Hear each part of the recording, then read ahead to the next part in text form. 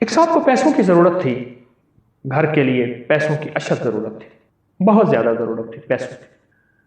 तो वो बहुत कोशिश की, सवाल कर नहीं सकता था, मांगने का मिजाज था नहीं। ये नफिल बता दिया उसको कि ये नफिल पढ़, अल्लाह से मांग, ये नफिल पढ़, अल्लाह से मांग। पढ़ता रहा, रोता रहा, 2 रकात नमाज नफिल। उसके बाद 3 दफ़ा सूरत यासीन पढ़ के गिड़गिड़ा के अल्लाह से दुआ करता रहा, मांगता रहा, पढ़ता रहा। रोज़ाना पढ़ें, सुबह शाम पढ़ें, रोज़ाना पढ़ें, पढ़ यकीन से पढ़ें, तवज्जो से।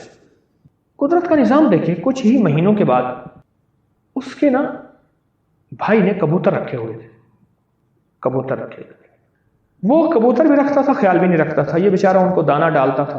कह रहे मासूम है, बेज़बान है।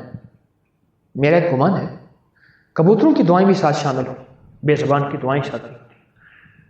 और कबूतर पाले कभी ना, वो तो उसने भाई ने पाले थे और वो तरस खा के उन पे दाना डालता था।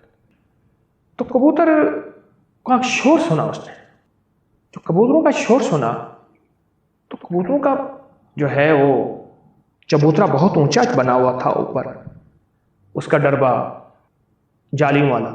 तो वहां बिल्ली का जाना गुमान नहीं था। वो भागा कि शायद कोई बिल्ली है, क्या है।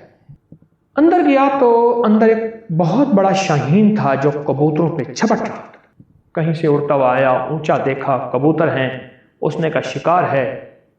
कुछ उसने जख्मी भी कर दिए थे, मार भी दिए थे। इसने जाके क्या किया, वो दरवाजा तो खुला हुआ होता था, कबूतर उड़ते थे और फिर आके बैठ जाते थे।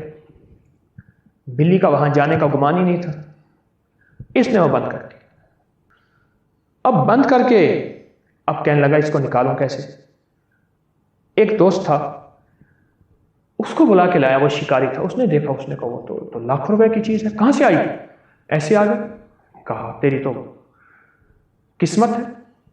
अब उस पे किसी तरह कपड़ा डाला और कपड़ा डाल के, चादर डाल के उसको बेबस किया और बड़ा सा पिंजरा बनवाया और फिर उसको उस पिंजरे में मुंतकिल किया और फिर उसके गाहक तलाश किए। ये बात है कोई गालिबन 30-32 साल पुरानी।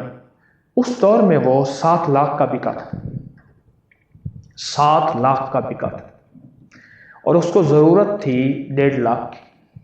नफिल हाजत के और सूरत यासीन पढ़ता रहा यकीन से और उसका काम बन गया। ये एक ज़िम्नन बात सामने याद आई तो मैंने अर्ज किया आपको सुना दूं।